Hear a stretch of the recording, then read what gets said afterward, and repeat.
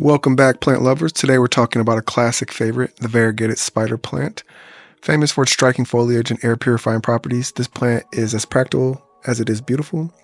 Let's explore its history, care tips, and unique features. NASA has listed the spider plant as one of the best houseplants for air purification. It's known to remove toxins like formaldehyde and carbon monoxide, making it a natural air cleaner for your home. The spider plant is native to South Africa and has been cultivated as a houseplant for centuries. Its introduction to Europe in the late 18th century sparked its global popularity. The variegated variety, with its elegant cream color stripes, quickly became a favorite for its decorative appeal. Variegated spider plants are characterized by their long, arching leaves with vibrant green edges and creamy white centers. These plants grow in a rosette formation and can produce small white flowers on long stalks.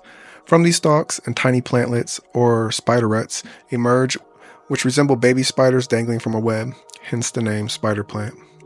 One of the reasons spider plants are so popular is their adaptability and low maintenance. They thrive in bright, indirect sunlight, can tolerate lower light conditions, avoid direct sun as it can scorch the leaves. Use a well-draining potting mix. Combination of regular potting soil with added perlite works great. Allow the top inch of soil to drop before watering. Overwatering can lead to root rot, so be cautious. They prefer temperatures between 65 and 75 degrees Fahrenheit and do well in average household humidity. Feed with a balanced liquid fertilizer every 4 to 6 weeks during the growing season for optimum growth. Spider plants grow quickly and may need repotting every 1 to 2 years as their roots become pot-bound. Variegated spider plants are excellent companions for other easy-care houseplants like pothos, philodendrons, or ferns. Their cascading growth pairs beautifully with upright plants, creating a dynamic and balanced look in indoor arrangements.